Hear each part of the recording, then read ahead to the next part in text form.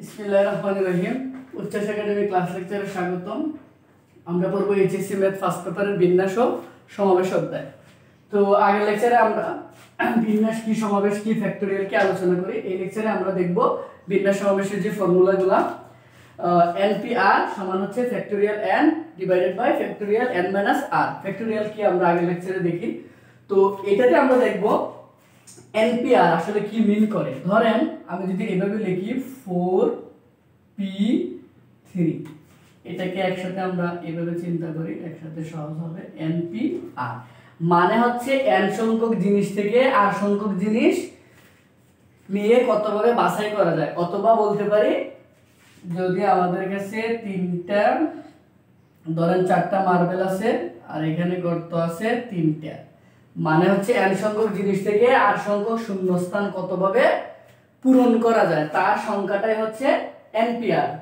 ধরেন তো এই ক্ষেত্রে আমাদের কাছে মার্বেল আছে কয়টা? চারটা, আর গর্ত আছে তিনটা। তো প্রথম শূন্যস্থান আমি যদি শূন্যস্থান হিসেবে চিন্তা করি, প্রথম শূন্যস্থান কতভাবে ফিল আপ করা যাবে? প্রথম শূন্যস্থানের জন্য আমার কাছে অপশন আছে চারটা, তাহলে এটা আমি যে কোনো ভাবে, মানে চারটার যে কোনো একটা দিয়ে আমি ফিল আপ করতে পারতেছি, তার মানে হচ্ছে কত ভাবে? চার ভাবে। দ্বিতীয় শূন্যস্থানের ক্ষেত্রে কি হবে? প্রথম শূন্যস্থানটা যদি এ দিয়ে আমি ফিল আপ করে নেই, তাহলে দ্বিতীয় শূন্যস্থানের জন্য হচ্ছে এই 2 আর হচ্ছে 3, এখানে হচ্ছে অপশন তিনটা। সেম টু সেম এটা যদি এটা দিয়ে ফিল আপ হয়ে যায়, তাহলে পরবর্তীতে অপশন হচ্ছে 2টা। তাহলে আমরা যদি গণনার গুণনবিধি যেটা সেটা অনুযায়ী চিন্তা করি, তাহলে শূন্যস্থানগুলোকে পর্যায়ক্রমে যদি সবগুলো শূন্যস্থানের, তাহলে উপায় কয়টা আছে? কত কত উপায়ে ফিল আপ করা যাবে? 4 × 3 × 2 × 1। এখানে চারটা না হয় যদি পাঁচটা হইতো 5 × 4 × 3 × 2। আচ্ছা, এখন হচ্ছে যদি n সংখ্যক হইতো, তাহলে n × n - 1 n - 2 n - 3, এভাবে এটা চলতো একত্রে। তাহলে একটা জিনিস খেয়াল করেন, তাহলে আমি এটাকে বলছি শূন্যস্থান। তাহলে প্রথম শূন্যস্থান n সংখ্যক উপায়ে, দ্বিতীয়টা 2, তৃতীয়টা 3, চতুর্থটা n - 3, মানে 4 নাম্বারটা হচ্ছে n - 3। তাহলে 5 নাম্বারটা কি হবে? n - 4, মানে এক কম।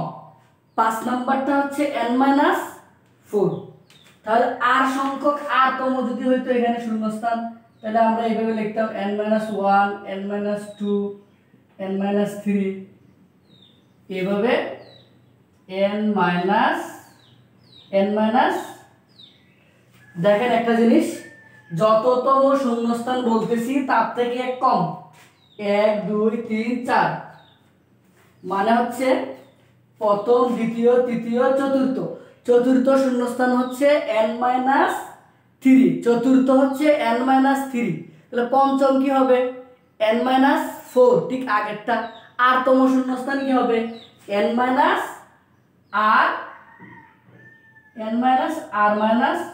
1। তাহলে এইটাকে আমরা এইভাবে যদি লিখি n × n - 1 n - 2 n - 3, এভাবে আসবে কত? n - r - 1, মানে n - r + 1, n - r + 1। আমরা কি বের করতেছি? আমরা বের করতেছি মূলত NPR। তাহলে r এর ক্ষেত্রে কি হবে? n × n - 1 n - 2 n - 3 গুণ হচ্ছে n - r - 1, মানে n - r + 1। এখন এটাকে একটা ফর্মুলাতে নেওয়ার জন্য আমরা যদি এটাকে n - r এরকম ফ্যাক্টোরিয়াল কিছু দিয়ে আমরা গুণ করি, n - r ফ্যাক্টোরিয়াল দিয়ে আমরা যদি গুণ করি কি হয় দেখেন একটা জিনিস। ফ্যাক্টোরিয়ালের ক্ষেত্রে আমরা একটা জিনিস দেখছি, সেটা হচ্ছে ধরেন আমি যদি এভাবে লিখি ফ্যাক্টোরিয়াল 5, তার মানে এটা হচ্ছে কত? 5 4 3 2 1 এর শেষ। তো ফ্যাক্টরিয়ালের আরেকটা সিকোয়েন্স বিষয় হচ্ছে আমি যদি কোনো জায়গায় থামতে চাই, 3 এর জায়গায় যদি থামতে চাই 5 * 4 * যেখানে থামবো সেখানে ফ্যাক্টরিয়াল দিয়ে আমরা থেমে যাব। সেম যদি আমি 4 এ থামতে চাই 5 * ফ্যাক্টরিয়াল 4 দিলেই কিন্তু আমরা থামতে পারতেছি। তো এই ক্ষেত্রে কি হবে, এই ক্ষেত্রে যদি আমরা উপরে লবের ক্ষেত্রে চিন্তা করি তাহলে n দিয়ে শুরু হয়েছে, n দিয়ে যদি শুরু হয় তাহলে ফ্যাক্টরিয়ালের সিকোয়েন্সে যদি আমরা যাই এটা এক সময় যায় কতটা যায় শেষ হবে 1 একটা ডট একটা ইনটু হয়ে 1 হয়ে যায় শেষ হয়ে যাবে। তাহলে n দিয়ে শুরু হয়েছে 1 দিয়ে যায় শেষ হয়েছে, মানে আলটিমেটলি এটা শুধু কমতেই আছে। তাহলে ওরে যদি আমি কোনো জায়গায় থেমে যেতে চাই তাহলে কি করতে হবে, কোনো জায়গায় যদি আমরা থামতে চাই একটা যদি দেখেন n এর থেকে আরো এক কম হচ্ছে n-1, আরো কম n-2, আরো কম হচ্ছে n-3, তাহলে n-r+1 n-r+1 যদি লিখি n-r+1 এর থেকে আরো কম কোনটা হবে, n-r হবে। তাহলে আমি যদি এখন এখানে এসে থেমে যেতে চাই,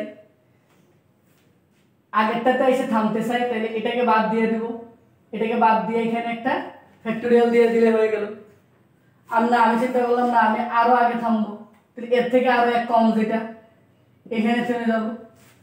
এভাবে আস্তে আস্তে আস্তে আস্তে আমি যদি এ থেমে যাইতে চাই তখন আমরা কি লিখব, আমরা এখানে একটা ফ্যাক্টরিয়াল দিয়ে দিলেই হয়। তার মানে হচ্ছে আমরা এখন বলতে পারি যে ফ্যাক্টরিয়াল n(p(r) সমান হচ্ছে ফ্যাক্টরিয়াল n(n-r), অথবা এটাকে আমরা এইভাবে লিখতে পারি ফ্যাক্টরিয়াল n(n-r).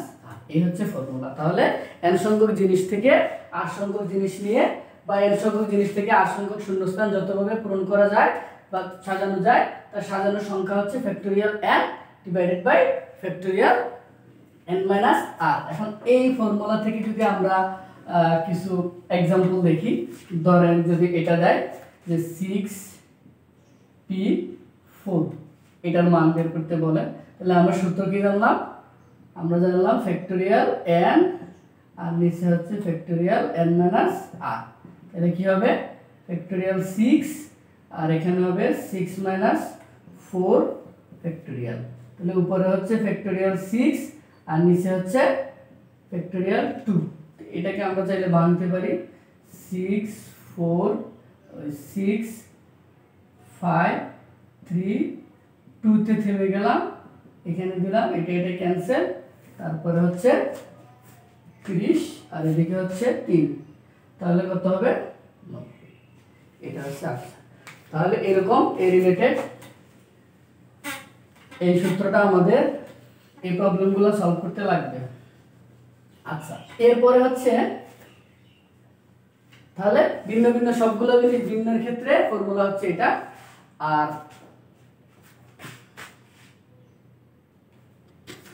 তাহলে এই জিনিসটা আমরা এই সূত্রটা আমরা কখন ইউজ করব, যখন বলবে ধরেন আপনাকে যদি এইরকম বলে যে 10টি বস্তু থেকে 5টি নিয়ে কতভাবে সাজানো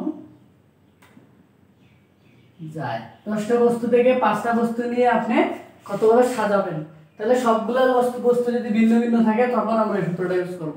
10টার 10টাই হচ্ছে ভিন্ন ভিন্ন আছে, সেখান থেকে কয়টা নিতে হবে 5টা, তাহলে আপনি লিখবেন 10p5, উপরে হবে কি ফ্যাক্টরিয়াল n আর নিচে হবে 10 - 5, এখানে হবে ফ্যাক্টরিয়াল 5 আর এখানে হবে ফ্যাক্টরিয়াল 10, তারপরে হচ্ছে এটার মানটা বের করে নেবেন।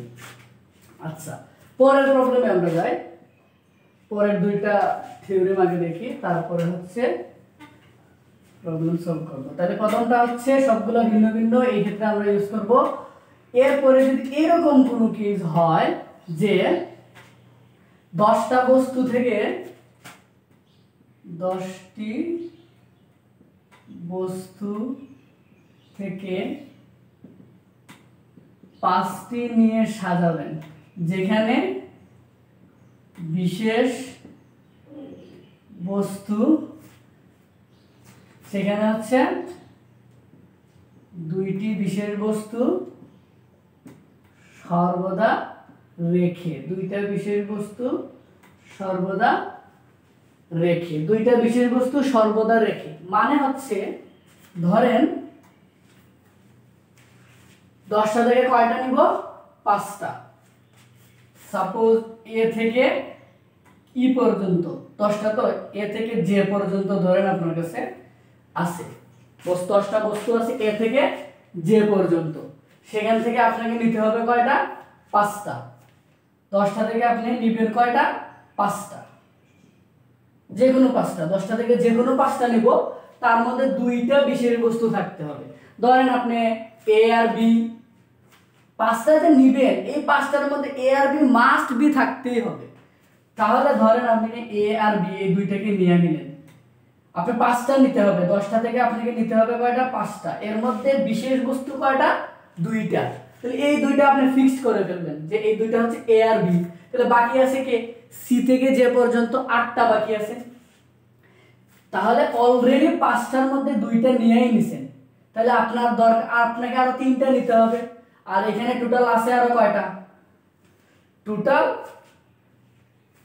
আপনার কাছে অপশন ছিল 10টা, 10টার মধ্যে 2টা নিয়েই নিছেন, তাহলে আরো আছে কয়টা, 8টা আছে।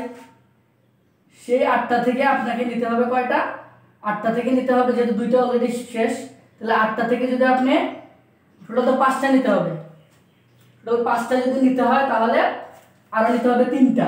তাহলে বাকি 3টা কই থেকে নেবেন, 8টা থেকে নেবেন। তার মানে এই দুইটা আমার ফিক্স, দুইটা বিশেষ বস্তু ফিক্সড করে ফেললাম। আর বাকি যে আমার 8টা আছে, সেই 8টা থেকে আমরা নিব কয়টা, 8টা থেকে নিব 3টা, তাহলে আমার হয়ে যাচ্ছে। আচ্ছা, এখন একটা জিনিস দেখেন, এই দুইটাকে যে আপনি নিলেন, এই দুইটাকে আমরা নেয়ার পরে 5টার মধ্যে যে আপনি 5টা প্লেস তো আপনার কাছে আছে, আপনার কাছে প্লেস আছে ধরেন 5টা, 1 2 3 4 5টা প্লেস আছে, 5টা। 10টা আছে বস্তু এ থেকে জে পর্যন্ত, 10টা আছে, প্লেস আছে 5টা। এখন 5টার মধ্যে এ আর বি আবার ফিক্সড করে নিয়ে নিছে 2টা প্লেস, বাকি আছে 3টা। এখন আপনার কাছে যেগুলো আছে তারা হচ্ছে কত, সি থেকে জে পর্যন্ত। তাহলে সি থেকে জে পর্যন্ত এই অপশনটা আপনি কি দিয়ে নিলেন, সি থেকে জে পর্যন্ত অপশনটা হচ্ছে আপনি এইভাবে নিলেন যে 8টা আছে আর শূন্যস্থান আছে কয়টা, এইটা এইভাবে হয়ে গেল। কিন্তু এখানে একটা বিষয় আছে, আমি যে এই দুইজনকে নিলাম, এ এই পাশে বসলো আর বি ডান পাশে বসলো, কিন্তু বিষয়টা এরকম হতে পারতো না যে এইভাবে তো হইতে পারতো, অথবা এই দুই ঘরে না থেকে এ বি এ অন্য ঘরগুলোতেও তো যাইতে পারতো। সেই জন্য হচ্ছে এই যে বিশেষ দুইটা বস্তু, এই বিশেষ দুইটা বস্তুকে আবার এই যে 5টা জায়গা আছে, 5টা জায়গায় এই বিশেষ দুইটা বস্তু 5টা প্লেসের যে কোনো জায়গায় যাইতে পারতো। এই জন্য এই দুইটাকে আবার এই 5টা প্লেসের মধ্যে সাজাই দিতে হবে। 5p2। তাহলে আমরা যেটা মনে রাখবো, ফর্মুলা দিয়ে এটা মনে রাখবো। তাহলে বিশেষ বস্তু যদি আসে তাহলে বিশেষ বস্তুর ক্ষেত্রে ফর্মুলাটা হচ্ছে আমরা এটা মনে রাখবো যে টোটাল হচ্ছে 10টা বস্তু, n হচ্ছে আমাদের 10, আর 5টা নিতে হবে কয়টা, 5টা, মানে শূন্যস্থান হচ্ছে 5। আর যদি দুইটা বিশেষ বস্তু সর্বদা রেখে, তাহলে বিশেষ বা স্পেশাল যদি প্লেস আর থাকে তাহলে সেটা হবে 2।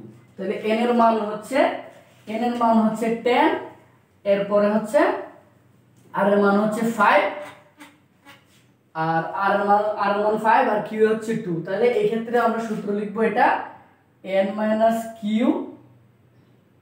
p, আর এদিকে হচ্ছে r q p r। আচ্ছা, এখানে হচ্ছে r - q। তাহলে সর্বদা কি করছে, সর্বদা রেখে যেটা আসবে তাহলে টোটালটা থেকে বাদ দিলাম, টোটাল হচ্ছে 10টা, 10টা থেকে বাদ হচ্ছে কয়টা, বিশেষ হচ্ছে 2টা, তারপরে এখানে পি, আবার হচ্ছে আর মাইনাস কিউ, আর হচ্ছে কয়টা, 5টা, 5টা থেকে বাদ হবে কয়টা, বিশেষ হচ্ছে 2টা, আর এখানে হচ্ছে কিউ হচ্ছে কয়টা, আচ্ছা এখানে প্লেস যেহেতু এটা হবে আর, এটা আর এখানে হবে কিউ, তাহলে বাকি 5 পি, তাহলে আলটিমেটলি কি হবে 8 পি 3 আর এখানে হবে 5 পি 2, দুইটার মান বের করে গুণ করে দিবেন। তাহলে বিশেষ বস্তুর ক্ষেত্রে আমরা মনে রাখবো এন আর, আর এদিকে হচ্ছে কিউ, তাহলে 2টা বিশেষ বস্তু সর্বদা রেখি। এরপরে যদি আমরা এরকম করি যে 2টা বিশেষ বস্তু সর্বদা বর্জন করে, সর্বদা 2টা বিশেষ বস্তু সর্বদা বর্জন করে। সর্বদা বর্জন মানে কি, আপনার কাছে এ থেকে যে পর্যন্ত 10টা অক্ষর আছে, তো 10টা থেকে আপনাকে কি করতে হবে, 10টা থেকে হচ্ছে আপনি নেবেন কয়টা, 2টা বেশি 5টা নেবেন, 10টা থেকে নেবেন কয়টা, 5টা, 1 2 3 4 5 অপশন আছে 5টা। আবার সেখানে বলছে 2টা বিশেষ বস্তু সর্বদা বর্জন করে। আচ্ছা সর্বদা বর্জন করে যদি বলে তাহলে এদেরকে আমি একদম হিসাবেই ধরবো না, তাহলে এদেরকে আগেই বাদ দিয়ে দিলাম।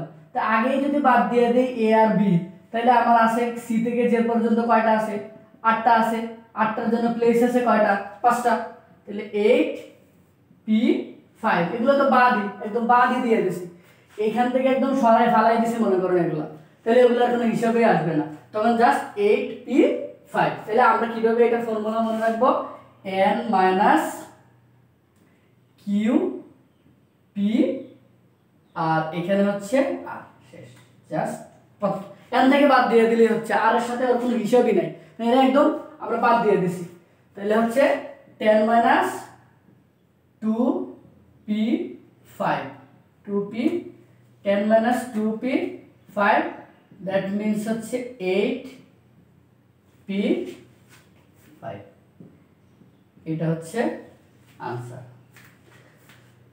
তাহলে আমরা মোটামুটি আগের লেকচারে ফর্মুলাগুলো দেখি এবং এই লেকচারে এই 3টা ফর্মুলা প্লাস হচ্ছে এক্সাম্পলগুলো দেখি। পরবর্তী লেকচারে আমরা এই চ্যাপ্টারে আরো বিভিন্ন প্রবলেম দেখব। ধন্যবাদ সবাইকে।